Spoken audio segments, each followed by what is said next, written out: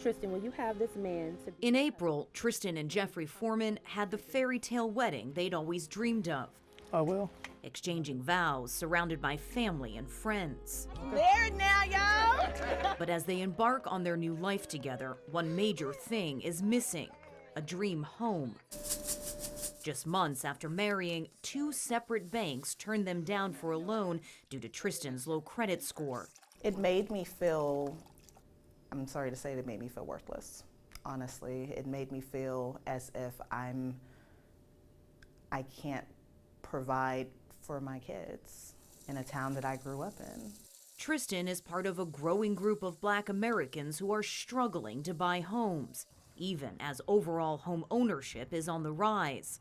According to the National Association of Realtors, just over 43% of Black Americans owned their own home in 2020, lower than a decade ago and nearly a third below white Americans. I think the other thing... Michael NEAL from the Urban Institute says that while it's true that Black households have lower incomes and credit scores, policies like redlining, which allowed banks to refuse someone a loan because they lived in a poorer neighborhood, have systematically excluded people of color from the housing market. That generational benefit of home ownership was able to accrue for white homeowners as well as for white communities in a way in which it was severely and clearly lacking for Blacks and for the communities in which they lived.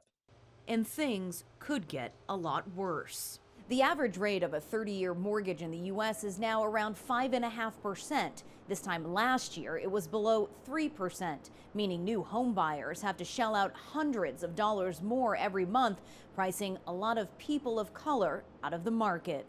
NEAL says programs like down payment assistance and mortgage rate reduction schemes could help close the gap. So that's going to go in their room. In the meantime, aspiring home buyers like Tristan are being squeezed into an already tight rental market.